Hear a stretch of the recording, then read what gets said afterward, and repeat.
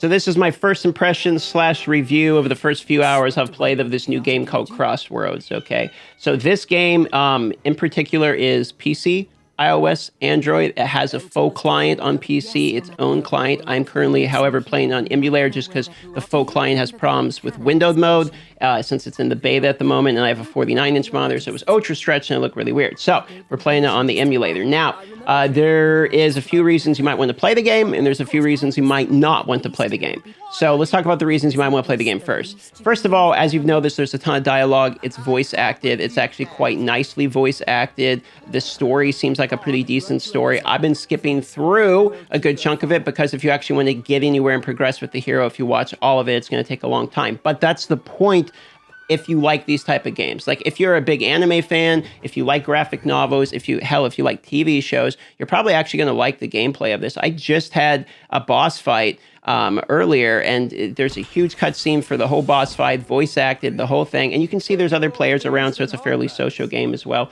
There is a couple things to take away from the social aspect. There is auto. If you notice I'm running around doing quests, that's because I have the questing on auto and I have to click through the dialogue, okay? This is two things, one of which it makes it a lot easier, the quest, and also pay attention to like movies and stuff while you're actually playing the game. But two, it also takes away a little bit from the social experience. Even though it's an MMO and you're going to see tons of other players, most of them are actually on auto, so you don't really feel like they're actually there. So that's one thing I've just noticed as a heads up. Okay, however, even if this was a single player game, I think it's something that people who like the graphic style and like the voice acting that you hear probably want to download and give it a shot because the voice acting is actually top quality. The cutscenes are pretty good. The story seems to be there, and there's a lot of it. So if you like to consume that content, you're going to be Kitty, soon enough, I'm recording a video. My cat's always interrupting me. She always wants either food or to go outside, etc. You know what? Pause it. One moment. Okay, I'm paused. Kitty is taken care of. Let's talk about some of the other aspects of the game. It is, in fact, a gacha game. You will not be pulling for characters. Instead, you're going to be summoning for things like pets, costumes, thing to level up your hero. So basically, you have a hero, you have gear to equip that hero, your hero has a level, and then on top of it, you have the equipment in which you summon that will make your hero stronger.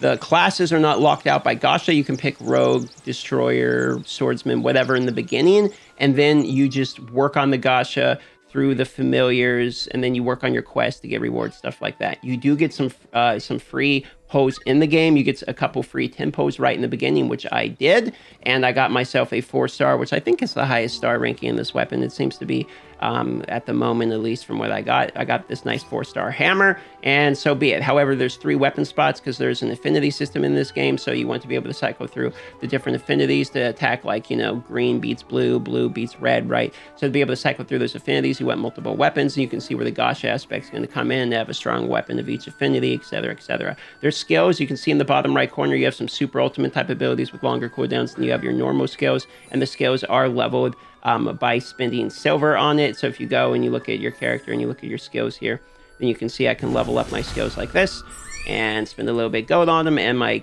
hero gets a little bit stronger. It's pretty much that simple. So if you're familiar with other gachas, honestly, it's not that different in terms of how the systems actually work. That will get stronger. Here you go. I can select different bonuses. I want to select all of them. Bang, bang, bang. Go make my weapon stronger. You can see, etc. And if it matches the affinity, then it'll get, more bonus experience and yada, yada. All the same type of gacha systems you're probably familiar with already if you play gacha games.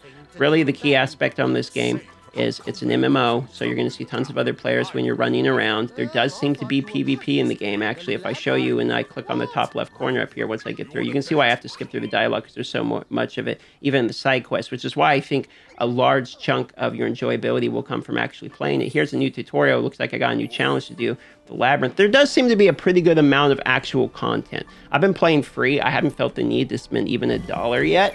So I think there is something to be said for that, and it has been enjoyable so far. If you don't like the auto system, you're probably not going to enjoy this game, because what I'm enjoying is I kind of auto it, watching some TV, let it go through, do its thing. Oh, here where I have to hit some dialogue, do that. You can see even this portion of the combat's even. I can look, Mom, no hands. I can take my hands off. So pretty good amount of auto, sort of like Marvel Future Revolution that had autoable action as well that would go through the quests, etc. on auto. And in Marvel, I actually thought it was fine because you would auto through the story. You would listen to the story if you want to, which is actually admittedly pretty good in Marvel. And then at the end of the story, most of the manual stuff would be like fighting bosses and whatnot. And the only time you could really auto those types of bosses is if you got strong enough gear that you could then turn on auto, and it would be a little bit easier. So that's it. It could be a turnoff for some people if you don't like the auto types of systems in these types of games. If you're someone who's like, well, I really want to play the game manually, know everyone else is playing the game manual, so be it. That's fair enough. And it is an MMO, so I can understand that argument. But there is pros and cons to it. And that's just kind of how I see the game. I think it's a solid 6.5 out of 10 is what I've seen so far. It could be even way better than that. I just haven't got far enough to really develop the systems. But my initial impression of it is it looks like a fun, free-to-play game, and I would put the emphasis on enjoying the story, enjoying the voiceovers, and actually watching what's going on, and just clicking through, the dialogue when you need to, putting on auto, almost watching it like a TV show, to be honest, and then seeing if you like the gameplay by the time you're done with the story, and I think you'll know by then. That's it. Love y'all. Thanks for watching this video and supporting me. Consider liking or subscribing if you want to support me further, and I'll see you on the next video.